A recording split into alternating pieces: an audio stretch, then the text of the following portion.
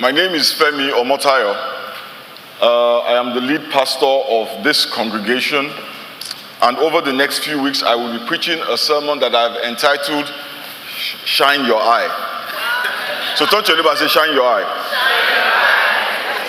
Turn to your other neighbor and say, shine your eye. Do the hand gesture, shine your eye.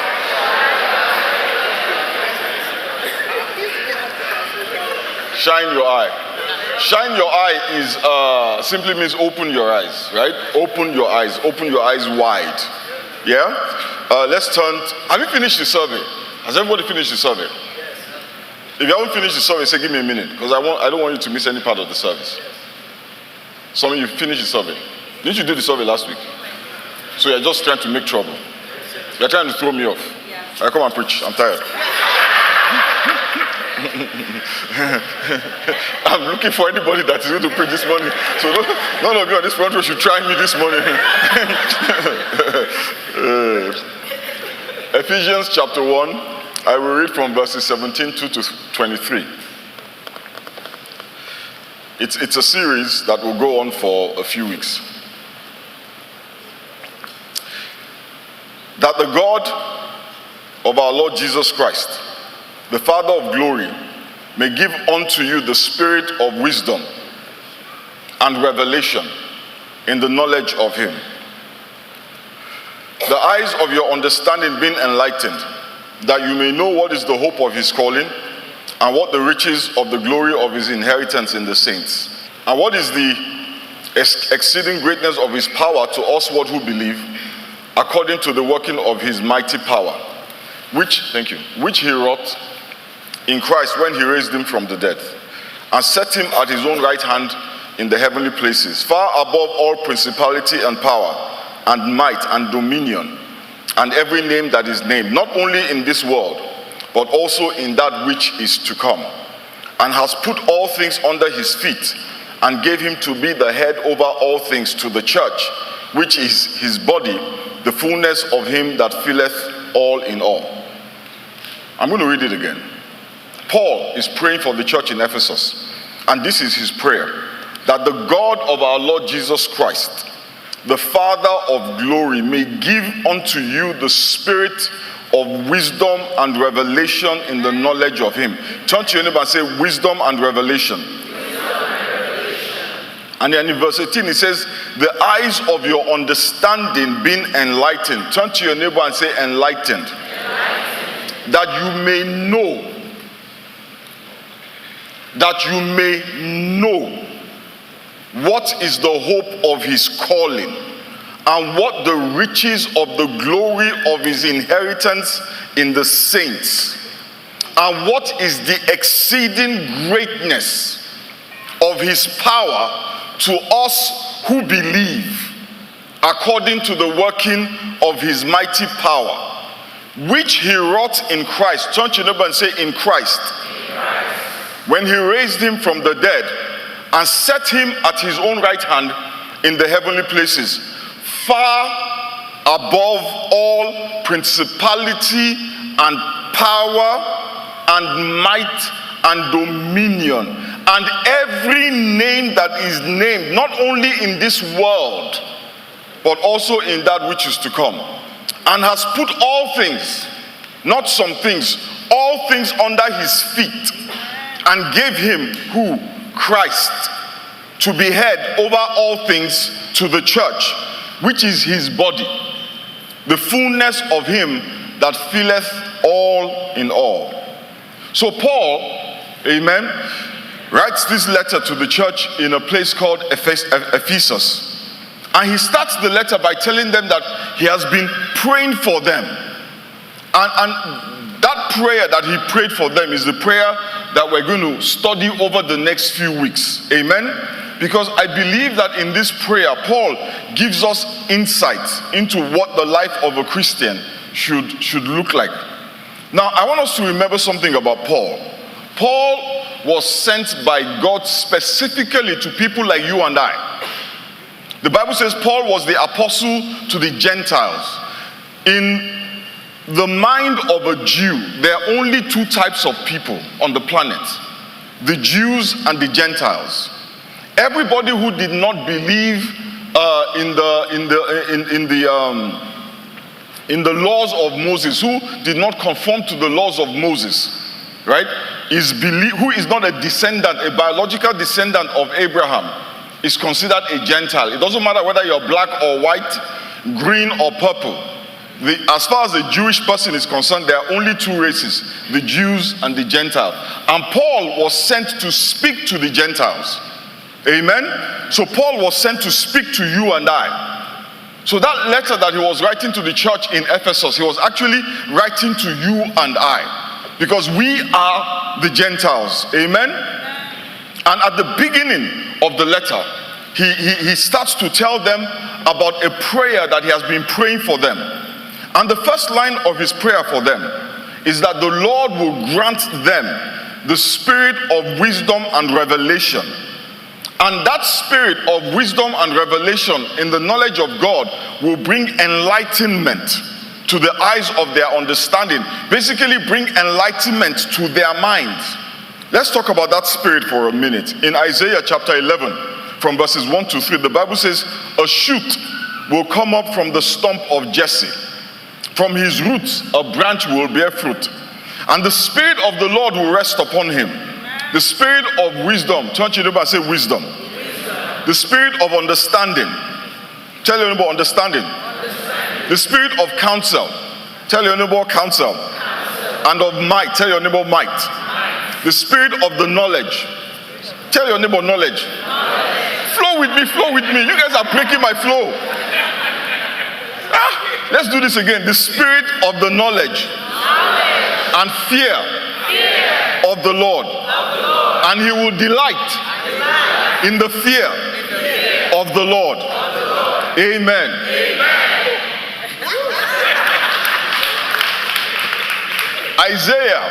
Isaiah is prophesying about Jesus. He's talking about the Messiah that is to come.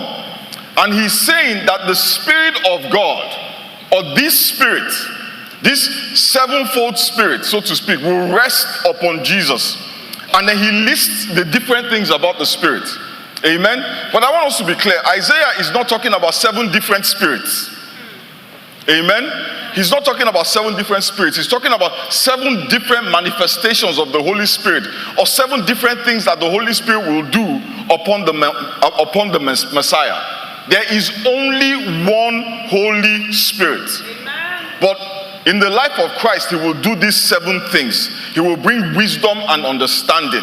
He will bring counsel and might. He will bring knowledge. He will bring the fear of the Lord. And he will bring the delight in the fear of the Lord.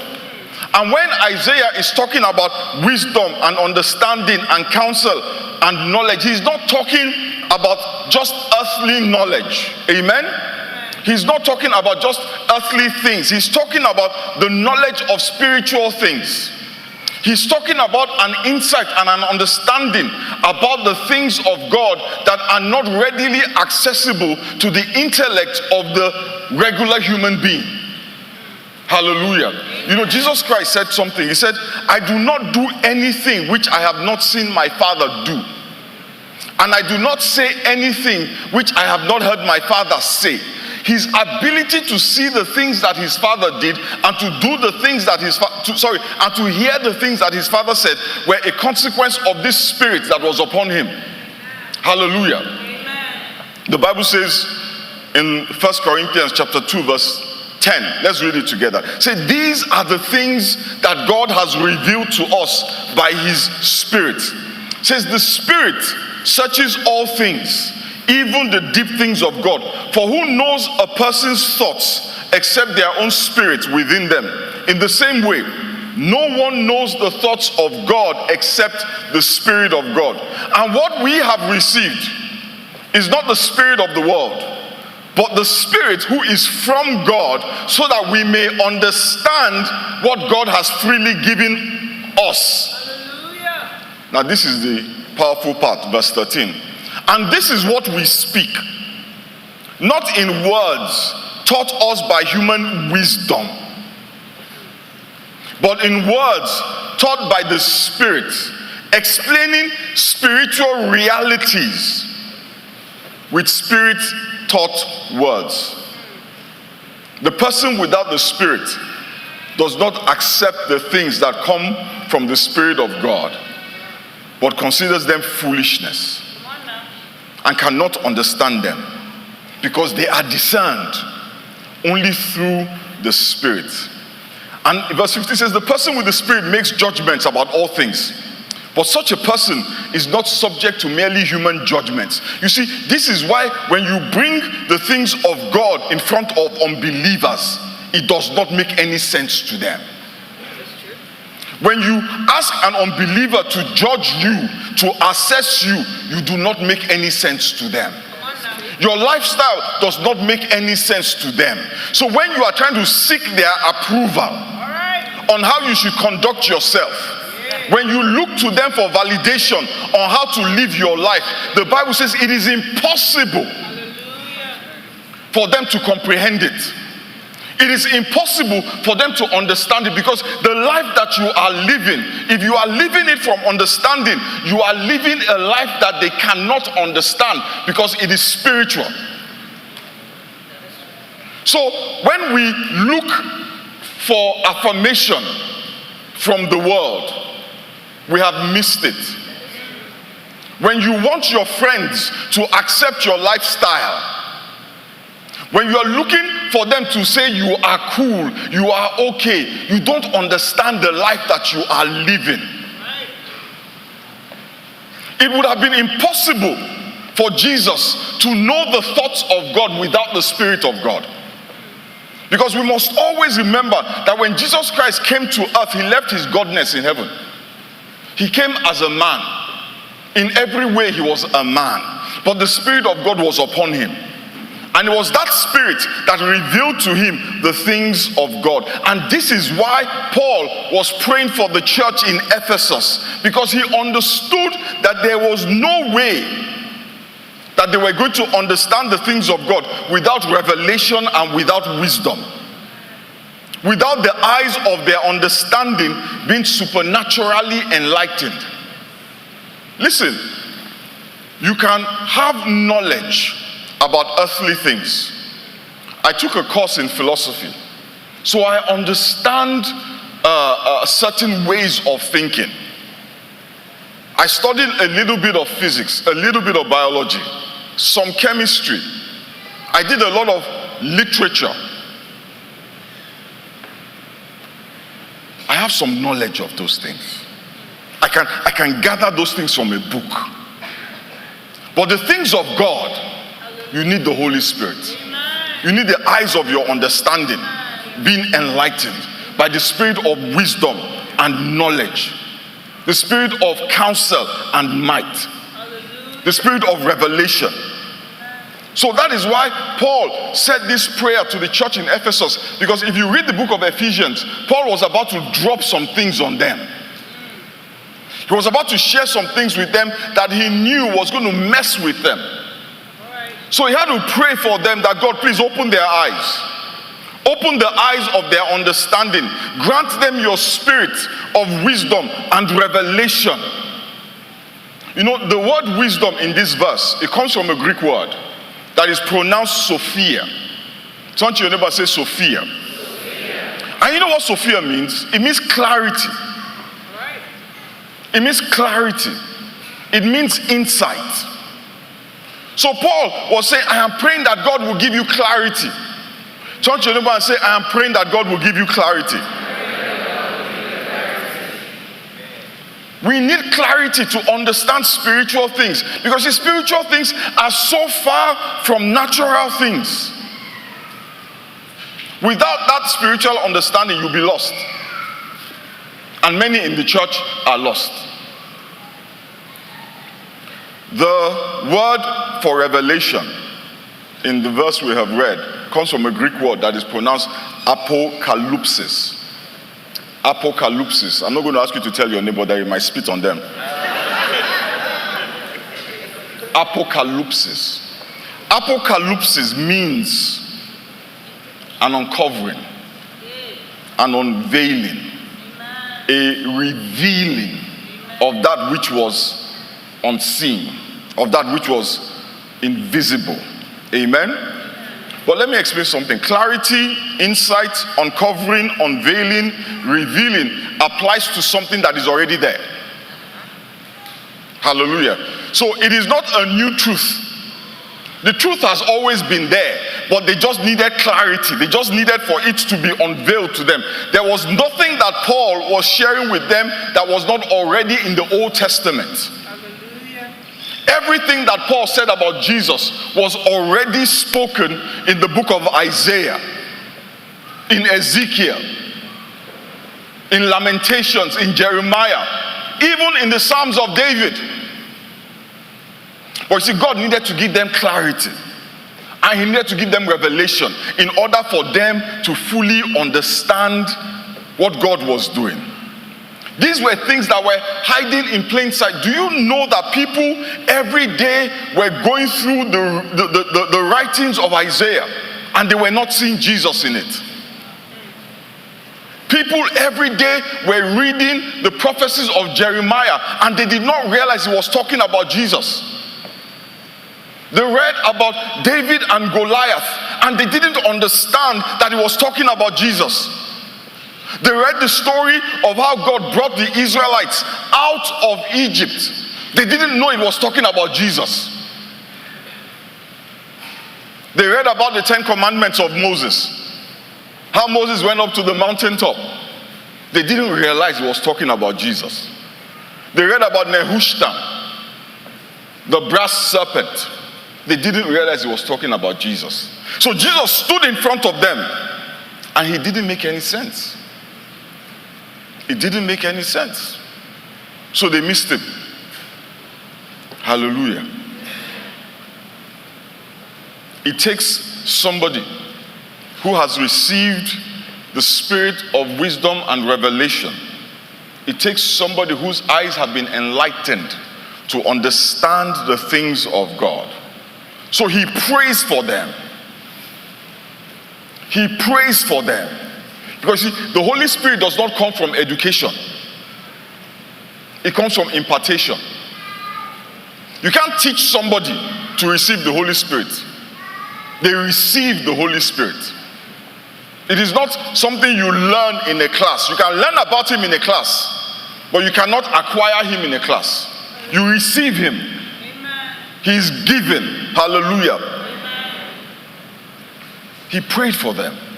Because without the Holy Spirit, they will never see and they will never understand. And that is why, my brothers and sisters, many of us are struggling with the things of God. Many of us are struggling with God because guess what? We lack enlightenment.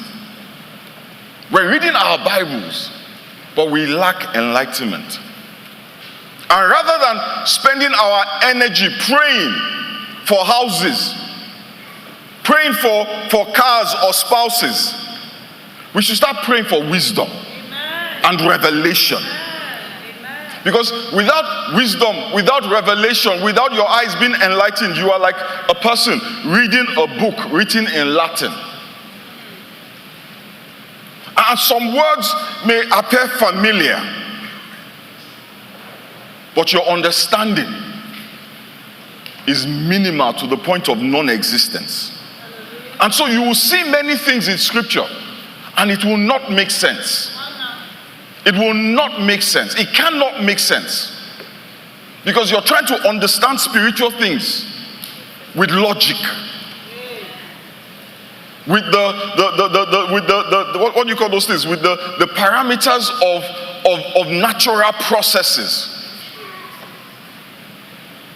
It doesn't make sense. You know, if I had $1 for the number of times I have tried to explain a spiritual principle to somebody, and they have said to me it doesn't make sense, by now I would be a trillionaire.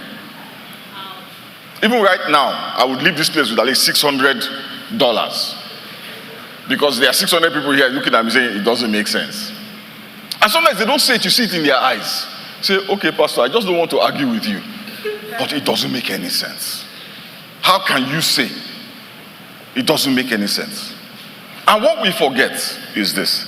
The Bible says concerning God in the book of Isaiah 55 verse 8, my thoughts are not like your thoughts. I don't think like you think. My ways are far beyond anything you could imagine. So if you can't imagine it, how can you understand it? That is why Paul had to pray for them. So no matter how often you read your Bible, no matter how many sermons you listen to, if the Holy Spirit does not give you clarity, you will find yourself struggling. You know, I said earlier that I studied philosophy. One of the classes, that was a long time ago. I don't know if the curriculums have changed now. But one of the classes, subjects that we took in those days was a class called Philosophy of Religion. Right? Philosophy of Religion. And one of the segments of the philosophy of religion was Christianity. Right? I was taught Christianity in philosophy class by somebody who claimed to be a practicing witch. I'm not talking about these Western witches. I'm talking about when you see the woman, you'll be like,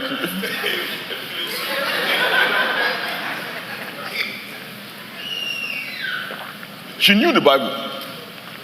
She taught the Bible. But she lacked any understanding of it. Because she approached it from a very philosophical perspective. She was looking for logical patterns. And she never found it.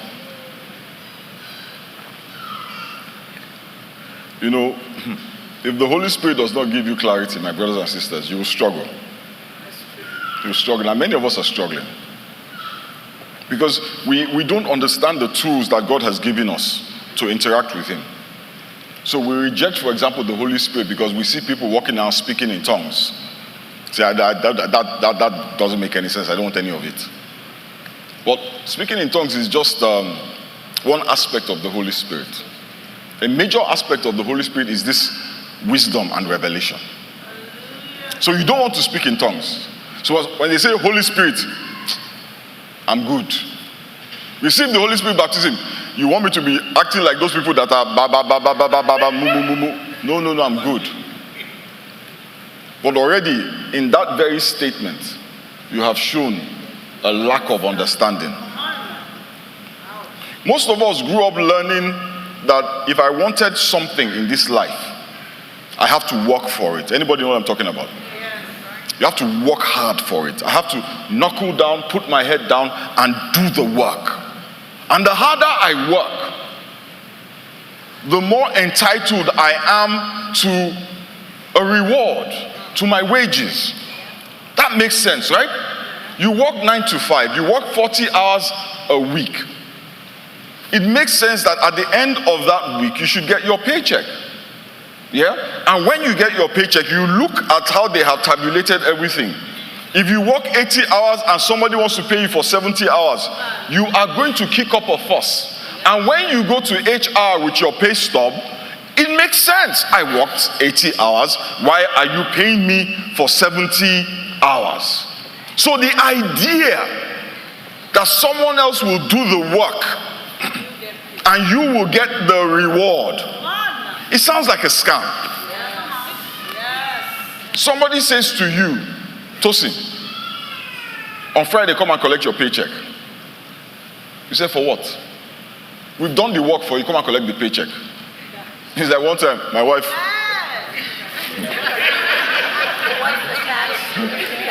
What's the catch? My wife got an email saying you have won $500 from Banana Republic. She just ignored it like, what nonsense is that? Which $500 for what? I happened to go into her trash or something. She doesn't empty her trash. And I found the email there. $500. And I looked at it. And I said to her that this email, it looks legit. She said, please don't click on anything before you get into trouble. So I called Banana Republic.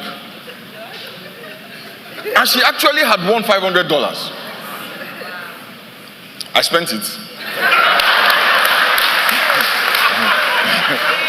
She didn't know. I didn't even bought this shirt from Banana Republic. She didn't know she had it. She didn't believe. Because it didn't make sense. Why would you give me money for nothing? They entered her in a raffle. She bought something and they entered her in a raffle. Can you imagine? A paycheck is waiting for you and you didn't do any work. How does that make sense? You have to come from some parts of West Africa for that to make sense.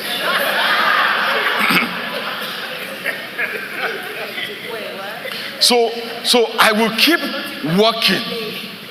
I will keep working. I will keep doing the work faithfully, eagerly, expecting my reward. And that makes sense. But then God says, not only will I reward you for work you didn't do, but your work is not acceptable to me. Now that doesn't make any sense. That doesn't add up. For those of us that are even a little bit more open-minded, we'll be like, what's the catch? So when you go to church and they tell you, well, Jesus Christ paid for your sins, okay, doesn't make any sense. But now you have to pay him back. Okay, that makes sense.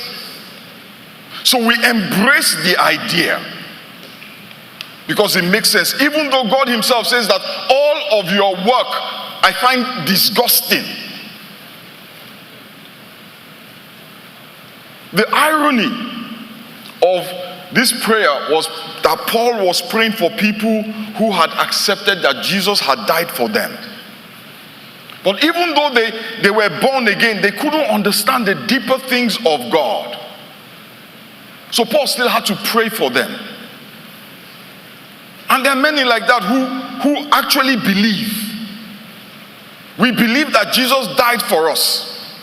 But yet there are so many things about our walk with God and our life in Christ that we don't understand. There's so many things that still don't make any sense. And rather than pray for yourself, like Paul prayed for these folks, we accept things that make sense and reject the things of God because we believe it doesn't make sense. I agree that God gave us a brain. I have a big one. But our brain was designed to process things from a material, from an emotional or even psychological perspective. Spiritual things require spiritual enlightenment. And you can't get around it. Let me give you a classic example. One of the most controversial things in the church, of all places, in the church, is the concept of being generous with money. And many of us struggle with it. And one of the reasons why we struggle, all the reasons why we struggle can be encapsulated in the idea. It doesn't make sense. Why should I work hard for my money and give it away? Hallelujah. And for many of us, the reason is because we have been taught that if you give to God, he will give you more. Have you heard that before? Yes. If you give a little to God, God will give you more. And since we're okay with what we have, I don't need any more. I'm not greedy. I've got a good job. My bills are paid. I can go to the Bahamas or Cabo. And if I can't go to Bahamas or Cabo, I can go to Arizona. I don't have problem. I'm content with this, my life. I have enough. My 401k is steadily growing. I bought my house. In 5 years, it will appreciate. I will take out the equity and I will buy another house. Then buy another house. And I will leave an inheritance for my children. Just work hard. It's not hard. Just work. Get a good job. Go to school. All this giving. Please, I don't believe in all of that stuff. So some of us don't. Because it doesn't make sense. And then some of us, we don't have enough. You look at the bills and you look at your income and it doesn't add up. So you give. Because you think God is a money doubler. He's a vending machine. Put in $5, pull, deliver, good measure, press down. No shaking over. I'll take good measure and press down. At least I can pay my mortgage. But nobody is understanding what is going on. Nobody understands what is going on. Do you know why? Our focus is on the more. If you give, you will get more. So the people who need more, it works. They flow. The people who don't need more, they don't flow. But we miss the point. We are looking at it with our natural mind. But it is so much deeper than that. So why does God ask us to give? Let me give you one reason. Just one. There are a few, but time, I'll give you one. The universe, right? The physical and spiritual universe runs on a system of rules or laws. In the physical realm, we have laws like the law of gravity, yeah? What goes up must come down. Or the law of motion. An object will continue until something knocks it away from its established trajectory. In the spiritual realm, there are also laws or rules. The law of the spirit and life. The law of sin and death. Or the law that basically says that the words that we speak carry the power of life and death. The whole universe, seen and unseen, is sustained by these laws. The Bible says that God sustains the universe by the word of his power. When God gave dominion to Adam, he ceded that dominion to Satan when he disobeyed God. And Satan became the god of this world. The Bible calls him the god of this world. The Bible calls him the prince of the power of the air. And that is why when Jesus Christ was tempted after 40 days in the wilderness, what did Satan do? Satan showed him the whole world and said, I will give this to you if you will bow to me. He would not have offered what he could not give. Hallelujah. Amen. So we live in a system. There are rules in this system. And one of the things that you must understand is that God does not intervene willy-nilly. It says he has magnified his word even above his name. That means that you can call his name, but his word will prevail.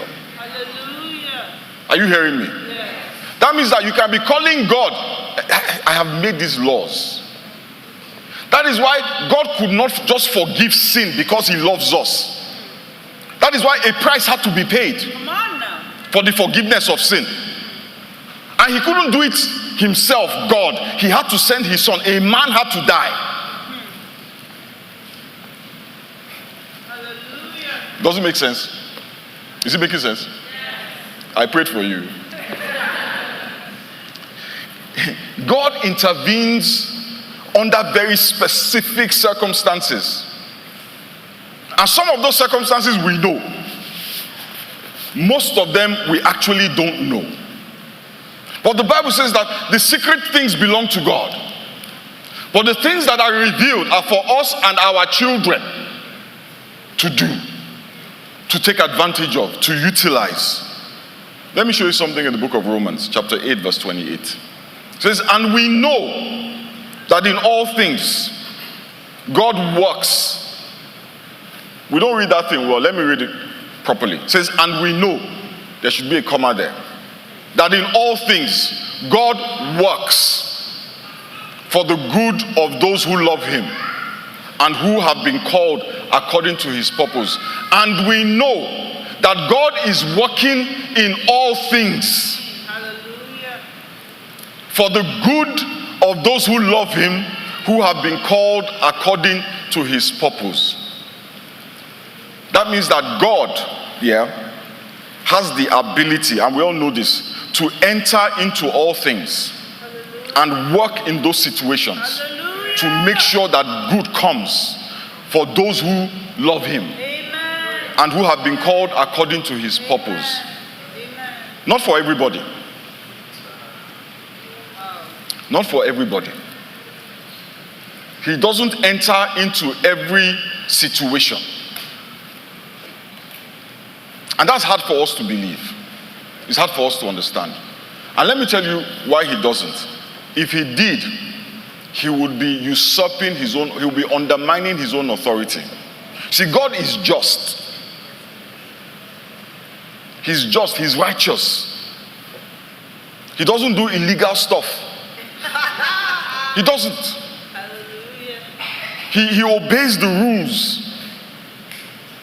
because he made the rules. You know what Paul is saying in this Romans 8? He said God intervenes. He doesn't always, but he does. Who does he intervene for? For those who love him.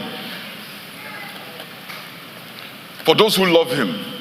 For those who are called according to his purpose. Not their own purpose, but his own purpose. And let me ask you a question. What is the evidence of your love for God? I can wait. I have a few seconds. That you give. Listen. God says you should give to the poor. Is it because he can't give to the poor himself? Like, if he really wants to give something to the poor, do you think he can bypass you and give it to the poor? In fact, he can even take what you have and give it to the poor. If God says give to the gospel, it's his gospel. Do you think he can't fund it directly? Like, really, do you think God needs a middleman? He doesn't. He doesn't. He gives us these resources as an opportunity to create a scenario where he can intervene in our circumstances. The evidence of your love is that you give. The more you love, the more you give. Let me tell you something. If somebody says they love you and they don't give you, let me tell you, they don't love you. They love themselves more than they love you. And they are using you. And many of us are using God. He's a means to an end. If there was another way to get what we want, we would not go to God. And what we do with our income many times is evidence of that. So he asks us to give, not because he's hungry. This is the same God that says, listen. If I need people to praise me, I can make those stones praise me. So calm yourself down. They don't need your money like that. He asked you to bless you. You can't bless God. You cannot, listen, you can't bless God. God, I want to bless you. Are you joking? It says the silver and the gold belong to him. The cattle on the 1,000 hill belong to him. You can wake up and your account will be empty. Literally. And you go to the bank and the bank manager doesn't even remember that you ever had an account. But you see, he doesn't do that because he has more than enough. Hallelujah. He says, God intervenes for those who love him and for those who have been called according to his purpose. These are people who are in alignment with his purpose for their lives. People who are in alignment with his purpose for the earth. Let me ask you guys a question. Everybody right now is vilifying Israel. That thing they're doing in Gaza, horrible. What Hamas did October 7th, even more horrible. Right? But let me tell you something. We can shout, we can scream until our voices are hoarse. God is not going to turn his back on Israel. Is it that what Israel is doing is good? Absolutely not. Do you think God approves of all of that bombing? Absolutely not. But Israel is aligned with his purpose. Do you know why God blesses Israel? Do you know why God blesses Israel? Because Israel is critical to the whole of creation. God chose Israel to be his vehicle of redemption. That's all. God said, through Israel, I'm going to bring all of you back to me. And every time Israel aligns with that purpose, they see an abundance of the blessings of God. And when they turn away from it, he knocks them. But every time he knocks them, it is always to bring them back in line with that purpose. God cares way more than you think about the salvation of souls. But not salvation of souls as in people going to heaven. Salvation of souls as in having a relationship with people. Hallelujah. That is the whole purpose of creation, to have fellowship with God. From the minute Adam sinned, all God has been doing, including choosing Abraham, was to bring us back to him. Hallelujah. When you align with that purpose in your life, Amen. how will God not intervene? Amen. You become an extension Amen. Amen. of his hands. Imagine a man who loves his wife and the wife strays from him, but his love for her is so strong, he sends his son to die to restore that relationship. What wouldn't that man do, Pastor Shakes, for the person who gets up and tries to help them reconcile? Hallelujah. What will he not do, comfort, for the person who is trying to bring his wife back to him? Which circumstance will that person be in that he will not intervene? They are trying to make his joy full. They're trying to restore his bride to him. That is what Israel is about. That is what Israel is about. And that is what we are supposed to be about. Jesus Christ came to reconcile men to God. If I give my son to die for something, can you doubt my commitment to that cause? I have no commitment to your house, because in 100 years, they would have flattened your house and built a Walmart on it. Maybe a parking lot, even. I couldn't care less about your car. In 60 years, your car will be in a junkyard, on a scrap heap. And your marriage, when you die, your marriage doesn't go with you. Let me tell you what God cares about. Bringing every single human being back into fellowship with him. That is why the Bible says, and we know. Yes.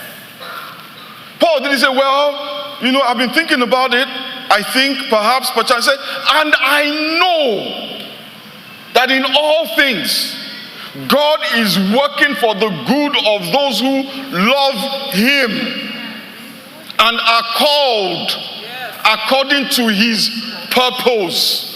Align yourself with his purpose. Hallelujah. Align yourself with his purpose. Israel was created for his purpose. If you align your life, if you align your finances, even your body with his agenda, you will see manifestations of divine intervention. You will not believe it. You see, this alignment is what gives him the legal right to jump into your circumstances and turn the things that were meant to destroy you into a ladder to elevate you. It is what makes him jump into your circumstances and turn what was a mistake on your part into redirection. It doesn't make sense. It doesn't make sense. If it is making sense to you this morning, it is because the spirit of wisdom and revelation is working in you. If it is not making sense, you need to pray. Because I'm not speaking my words. That God will give you his spirit in wisdom and revelation. That the eyes of your understanding is enlightened. Because you see, let me tell you, my brothers and sisters, there are many people on this planet who are doing well as we determine, as we assess what well is. And usually that means that they're in good health, they have money, they have material success. Well, let me tell you this. Their life ends when they die. The Bible says they are like grass. In fact, all of us are like grass. One day you are here, tomorrow you are gone. But when you align yourself with God's purpose, not only is your time on earth purposeful, but when your eyes close, they open again. Not to darkness, but to light. The Bible says in his presence there is a fullness of joy. At his right hand there are pleasures forevermore. I want to encourage you this morning. I don't know where you are I don't know what you think. Some of us pride ourselves on our intellectual capacity. But every time you lead with your intellectual capacity, you display the poverty of your spiritual acumen. Don't engage God with your intellect. Engage him with your spirit. Engage him with his word.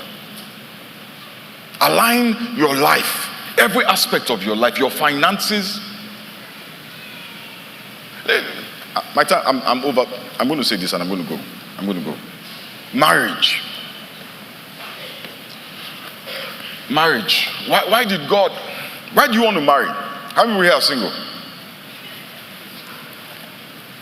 Don't be shy. It's okay. Sometimes I want to be single too. Usually when Auntie Estella is mad at me, nothing, it was a mistake. God is going to take my mistake and use it for good because I'm aligned with his purpose. I'm going to say this because my time is up. Let me say this really quick. Do you know that there's a way that your marriage can align with God's purpose? The Bible says one can put to flight 1,000 and two 10,000. It's talking about spiritual forces. A husband and wife can do things for the kingdom that one person may struggle with.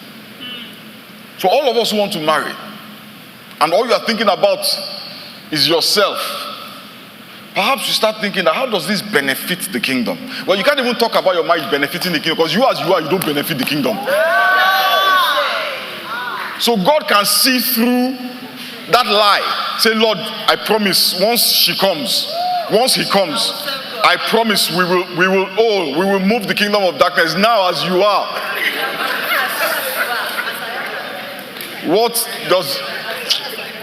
Listen, align yourself with his purpose. Align yourself with his purpose. Let us bow our heads and pray. Let me go.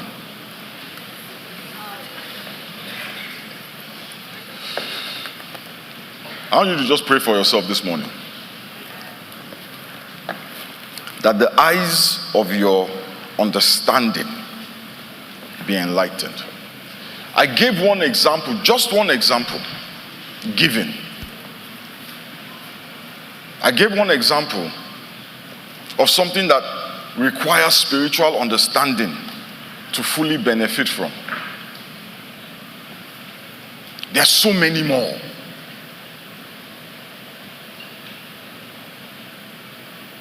The emphasis this morning is not on the giving. The emphasis is on understanding the things of God. So ask God to enlighten you.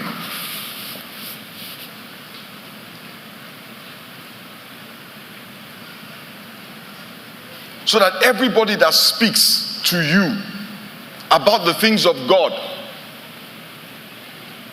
will either be confirming what the Holy Spirit has already revealed to you, or they are vessels of the Holy Spirit to grant you knowledge.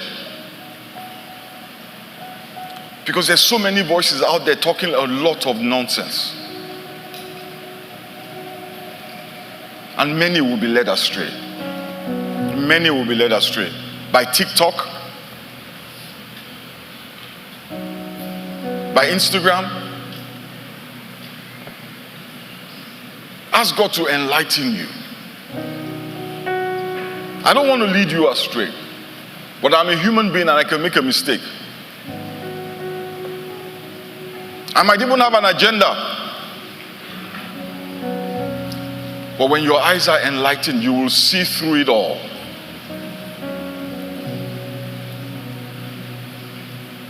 Father, we thank you. Almighty God, we bless you and we give you praise. Father, we commit each and every one of us this morning into your hands. Father, I ask that you will open the eyes of our understanding, that you will enlighten, Almighty God, our understanding with your spirit of wisdom and revelation, that, Father, we may know that which we need to know. Grant us your spirit Grant us your spirit, O God.